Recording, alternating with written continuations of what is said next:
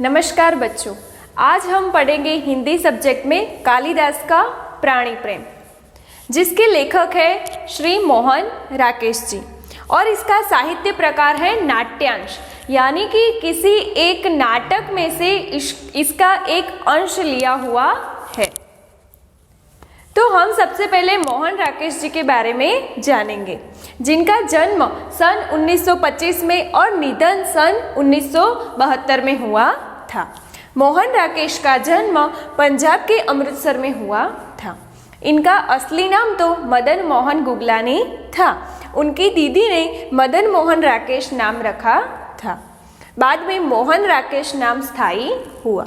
मोहन राकेश हिंदी साहित्य के अच्छे नाट्यकार, उपन्यासकार और कहानीकार के रूप में अपना नाम अमर कर गए हैं। उन्होंने डायरी, संस्मरण, जीवनी, निबंध, पत्रकारिता तथा अनुवाद के क्षेत्र में भी ठोस योगदान दिया है। नाटक में आषाढ़ का एक दिन बहुत ही विख्यात और चर्चित नाटक रहा है। अब आज हमें जो पढ़ना है कालिदास का प्राणी प्रेम, वो आषाढ़ के एक दिन नाम के नाटक में से लिया हुआ एक अंश यानी कि एक भाग है।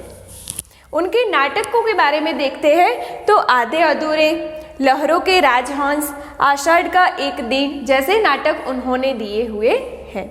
अंडे के छिलके, बीज नाटक, आईने के सामने एवं सारा आकाश जैसी एकांकियाँ उन्होंने दी हुई है। आखिरी चट्टान तक भी उनकी गद्य रचना है।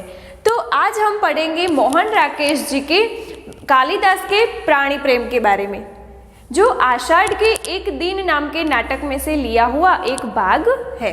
तो सबसे पहले इस नाटक के जो अंश है, ये जो नाटक का अंश है, उसमें कितने पात्र आते हैं, तो हम सबसे पहले उन पात्रों के बारे में जानकारी ले लेते हैं। तो सबसे पहले है कालिदास।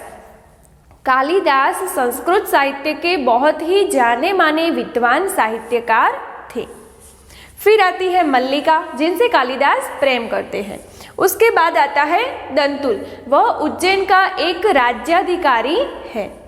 फिर आता है हरिण शावक, यह एक प्राणी है, हिरण का एक बच्चा। फिर आती है अंबिका, वह है मल्लिका की माँ। अब हम इस नाटक की ओर जाते हैं। तो आषाढ़ के एक दिन में से लिया हुआ यह एक अंश है। कालिदास एक हरिण शावक को अपनी बाहों में लिए पुचकारता हुआ आता है।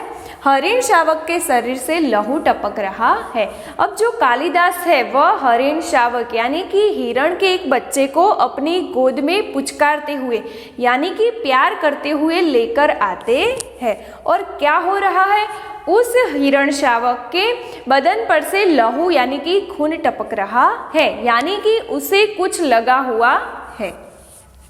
कालिदास कहते हैं, हम जिएंगे हरिण शावक, जिएंगे ना।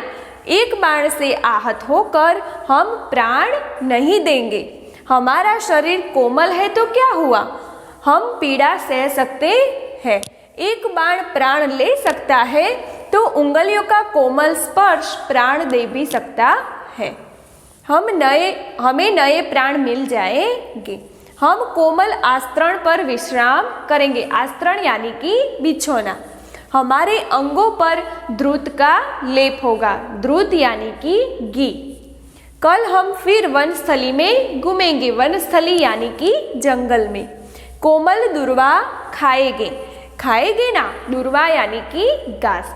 तो अब जो वो आहत हिरण शावक था उसे कालिदास लेकर आते हैं और क्या करते हैं, उस हिरण शावक से बात करते हैं।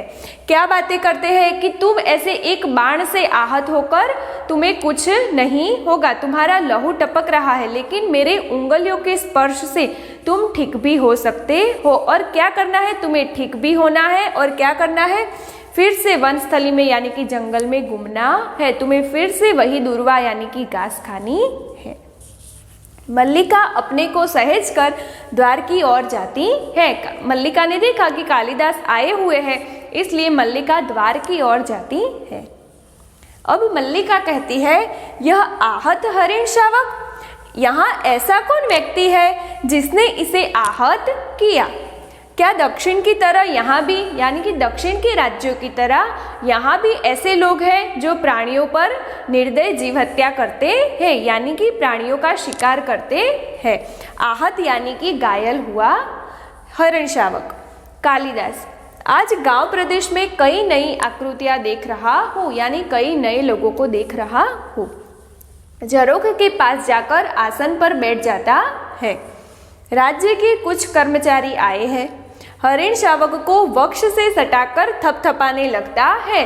वक्ष यानी कि उसके पीठ का भाग।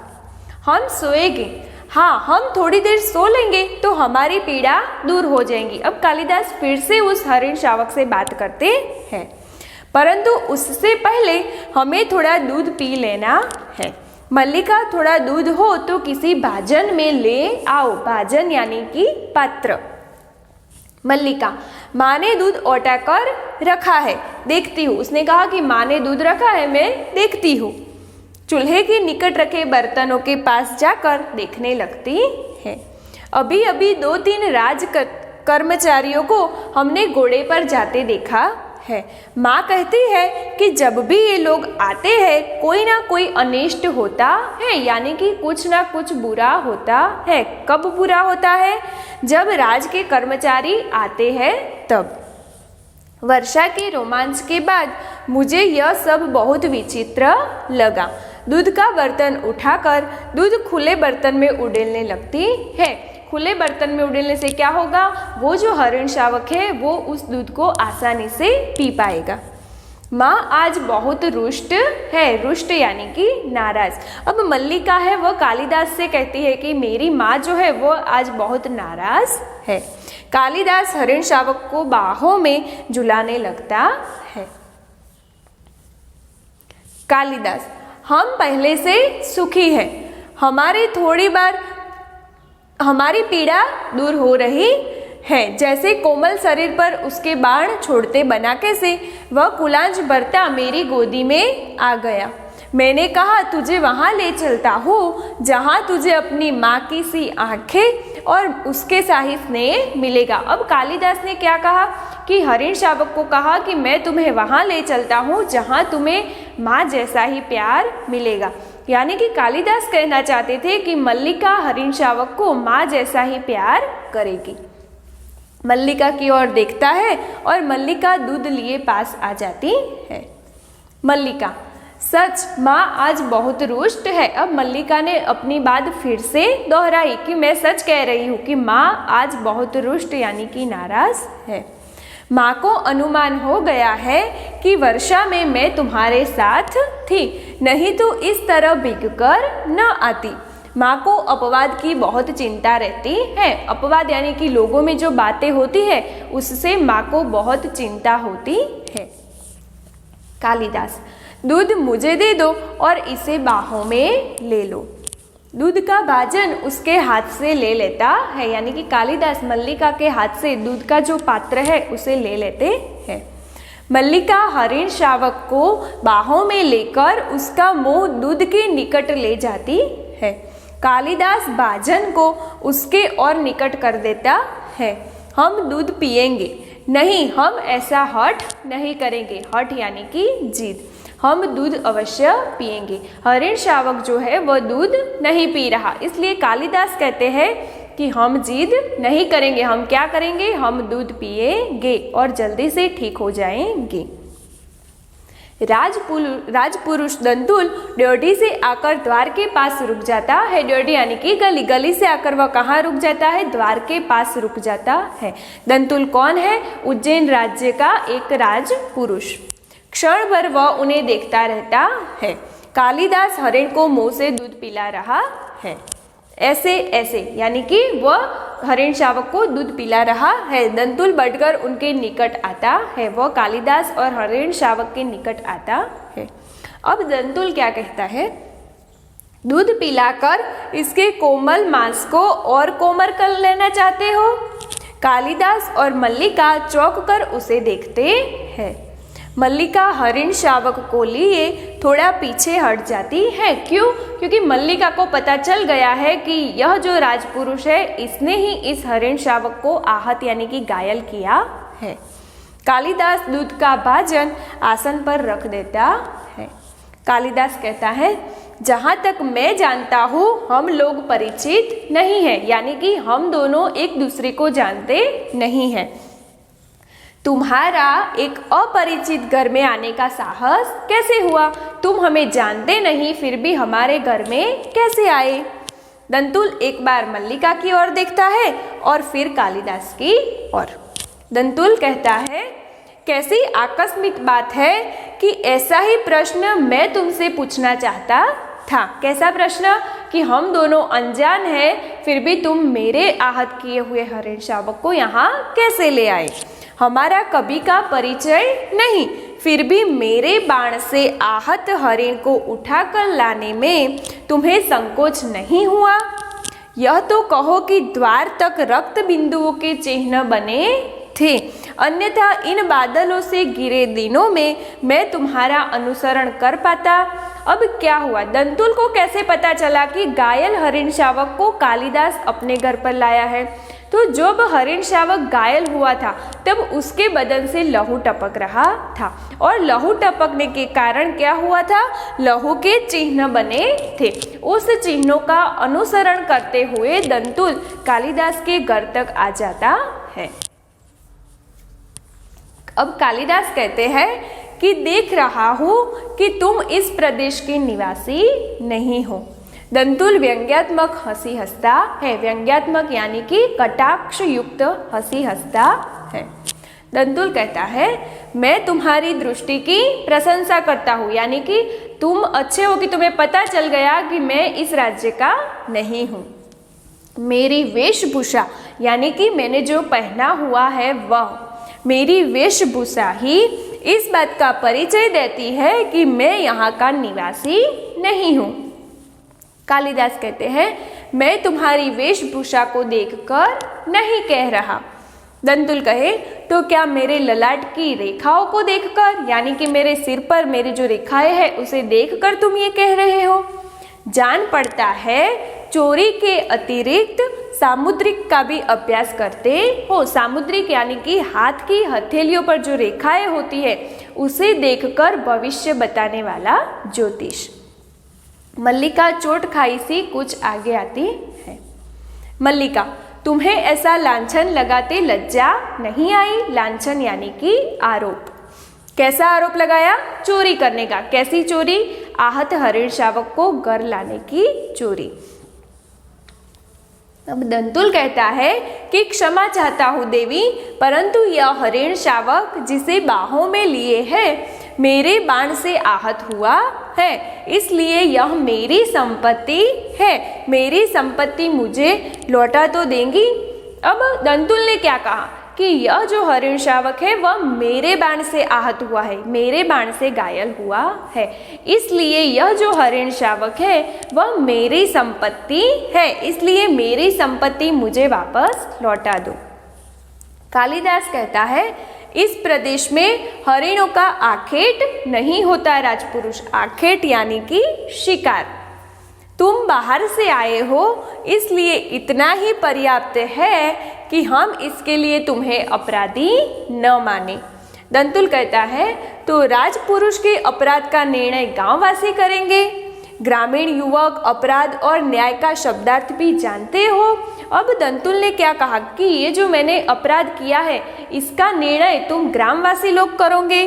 कालिदास कहता है, शब्द और अर्थ राजपुरुषों की संपत्ति है, जानकर आश्चर्य हुआ। अब कालिदास ने कटाक्ष किया। क्या कहा कि शब्द और अर्थ राजपुरुषों ही सिर्फ इसका इस्तेमाल कर सकते हैं, यह जानकर मुझे आश्चर्य हुआ। दंतुल कहता है, समझदार व्यक्ति जान पड़ते हो, फिर भी नहीं जानते कि राजपुरुषों के अधिकार बहुत दूर तक आते हैं। मुझे देर हो रही है, यह हरिण शावक मुझे दे दो। दंतुल ने फिर से हरिण शावक की मांग की। कालिदास कहता है, यह हरिण शावक इस पार्वत्य भूमि की संपत्ति है राजपुरुष, यानी कि इस पर्वतीय जो भूमि है इसकी यह संपत्ति है, तुम्हारी नहीं है। और इसी पार्वत्य भूमि के निवासी हम इससे सजातीय है। तुम यह सोचकर भूल रहे हो कि हम इसे तुम्हारे हाथ में सौंप देंगे। मल्लिका इसे अंदर ले जाकर तल्प पर या किसी आस्तरण पर अंबिका सहसा अंदर से आती है। अब कालिदास क्या कहते हैं कि दंतुल, अगर तुम यह सोच रहे हो कि यह हरिण शावक हम तुम्हें दे देंगे तो तुम बहुत बड़ी भूल कर रहे हो। अंत में कालिदास मल्लिका से क्या कहते हैं कि तुम इस हरिण शावक को अंदर ले जाओ और क्या करो, तल्प यानी कि जो घास का बिछौना होता है, जो आस्तरण होता है, उस पर ऐसा बोलते ही क्या होता है, अंबिका सहसा यानी कि अचानक से अंदर आती है। अब अंबिका कौन है? मल्लिका की माँ। अब अंबिका आ गई है और उसने क्या देखा कि कालिदास हरिण शावक को लेकर बैठा हुआ है। तो अंबिका क्या कहती है, इस घर के तल्प और आस्तरण हरिण शावकों के लिए नहीं है, यानी कि इस घर में जो बिछौने हैं वो प्राणियों के लिए नहीं है। मल्लिका कहती है, तुम देख रही हो माँ कि यह हरिण शावक घायल हुआ है। अंबिका, हाँ देख रही हूँ, इसलिए तो कह रही हूँ तल्प और आस्तरण मनुष्य के सोने के लिए है, पशुओं के लिए नहीं। कालिदास, इसे मुझे दे दो। मल्लिका, अब कालिदास ने क्या किया, मल्लिका के हाथों में से हरिण शावक को ले लिया, दूध का भाजन नीचे रख देता है और बढ़कर हरिण शावक को अपनी बाहों में ले लेता है।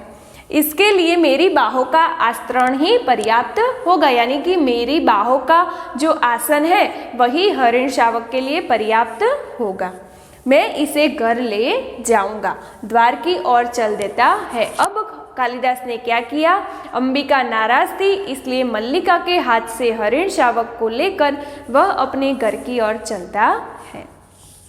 अब दंतुल क्या करेगा, और राजपुरुष दंतुल तुम्हें ले जाते देखता रहेगा। अब दंतुल गुस्से में आ गया और वह द्वार के आगे जाकर खड़ा हो गया और उसने क्या कहा कि मैं तुम्हें यहाँ से हरिण शावक को लेते जाते हुआ सिर्फ देखता ही रह जाऊंगा। कालिदास कहते हैं यह राजपुरुष की रुचि पर निर्भर करता है, यानी कि आपकी इच्छा पर निर्भर करता है। बिना उसकी ओर देखे डर्डी में चला जाता है। अब कालिदास ने किसी की भी परवाह किए बिना वह आहत हरिण शावक को लेकर चला जाता है। दंतुल कहता है राजपुरुष की रुचि अरुचि क्या होती है, यानी कि पसंद और नापसंद। रुचि अरुचि यानी पसंद और नापसंद। संभवतः इसका परिचय तुम्हें देना आवश्यक होगा। कालिदास बाहर चला जाता है, केवल उसका शब्द ही सुनाई देता है। कालिदास संभवतः और दंतुल भी कहता है कि संभवतः यानी कि कदाच। तलवार की मुठ पर हाथ रखे उसके पीछे जाना चाहता है। अब दंतुल एक राजपुरुष है, इसलिए वह तलवार को अपने हाथ में लेकर कालिदास के पीछे जाना चाहता है। मल्लिका शीघ्रता से द्वार के सामने खड़ी हो जाती है। अब दंतुल कालिदास के पीछे तलवार लेकर जाना चाहता है, तभी मल्लिका दंतुल के सामने आकर खड़ी हो जाती है।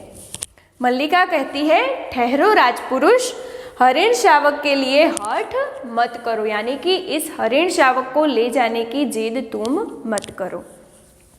तुम्हारे लिए यह प्रश्न अधिकार का है, उनके लिए संवेदना का। अब मल्लिका दंतुल से कहती है कि तुम्हारे लिए यह प्रश्न अधिकार का होगा, लेकिन कालिदास के लिए यह प्रश्न संवेदना का है, यानी कि कालिदास में जो प्राणी प्रेम है उस संवेदना के चलते हुए कालिदास तुम्हें वह नहीं देंगे। कालिदास निशस्त्र होते हुए भी तुम्हारे शस्त्र की चिंता नहीं करेंगे। मल्लिका कहती है कि कालिदास के पास कोई भी शस्त्र नहीं है, वह निशस्त्र है, लेकिन फिर भी वह तुम्हारे पास जो शस्त्र है उसकी चिंता वह नहीं करेंगे। दंतुल कहता है कालिदास, और फिर आश्चर्यचकित हो जाता है। तुम्हारा अर्थ है कि मैं जिनसे हरिण शावक के लिए तर्क कर रहा था वे कवि कालिदास है। अब दंतुल मल्लिका के मुख से कालिदास का नाम सुनकर चौंक जाता है और वह मल्लिका से क्या पूछता है कि मैं जिस व्यक्ति से हरिण शावक के लिए तर्क कर रहा था वह महाकवि कालिदास है। अब मल्लिका क्या कहती है, हाँ हाँ, परंतु तुम यह कैसे जानते हो कि कालिदास कवि है, यानी कि वह एक विद्वान है, यह तुम कैसे जानते हो। दंतुल कहता है, कैसे जानता हो, उज्जैन की राज्यसभा का प्रत्येक व्यक्ति ऋतु संहार के लेखक कवि कालिदास को जानता है। अब ऋतु संहार क्या है, कालिदास ने लिखा हुआ एक ग्रंथ, एक काव्य है जिसमें कालिदास ने ऋतुओं का वर्णन बहुत ही बढ़िया रूप में किया हुआ है। तो दंतुल क्या कहता है, दंतुल उज्जैन का राजपुरुष था और उज्जैन की राज्यसभा का प्रत्येक व्यक्ति जिसने ऋतु संहार लिखा हुआ है उस कवि कालिदास को जानता है। मल्लिका कहती है, उज्जैन की राज्यसभा का प्रत्येक व्यक्ति उन्हें जानता है, यह प्रश्न मल्लिका करती है। दंतुल कहता है, सम्राट ने स्वयं ऋतु संहार पढ़ा और उनकी प्रशंसा की है, यानी कि हमारे जो राजा है उन्होंने स्वयं इस काव्य को पढ़ा है और उसकी प्रशंसा यानी कि उसकी तारीफ की है। इसलिए आज उज्जैन का राज्य ऋतु संहार के लेखक का सम्मान करना और उन्हें राजकवि का सम्मान देना चाहते हैं। अब दंतुल कहता है कि हमारे राज के जो राजा है वह ऋतु संहार के लेखक को क्या करना चाहता है, राजकवि का सम्मान देना चाहते हैं। आचार्य वररुचि इसी उद्देश्य से उज्जैन से यहाँ आए हैं, यानी कि हमारे जो आचार्य वररुचि जी है वह क्या करने आए हैं, इसी उद्देश्य से कि ऋतु संहार के लेखक को सम्मान देने के लिए वह यहाँ पर आए हुए हैं। मल्लिका सुनकर स्तंभित सी हो रहती है। मल्लिका, उज्जैन का राज्य उन्हें सम्मान देना चाहता है, राजकवि का आसन। दंतुल, मुझे खेद है, यानी कि मुझे दुख है, मैंने उनके साथ अशिष्टता का व्यवहार किया, यानी कि मैंने उनके साथ बुरा व्यवहार किया, मुझे जाकर उनसे क्षमा मांगनी चाहिए। अब दंतुल कहता है कि मुझे जाकर उनसे क्षमा मांगनी चाहिए। अब जो कालिदास थे उनको जो प्राणियों के प्रति जो प्रेम था, इसी प्रेम को मोहन राकेश जी ने इस नाट्यांश में दिखाया है कि वह कैसे एक प्राणी को बचाने के लिए भी किसी राजपुरुष से, किसी शस्त्र से भी वह डरते नहीं है। मारने वाले से ज्यादा अच्छा बचाने वाला होता है, यही इस नाट्यांश का उद्देश्य है। आभार।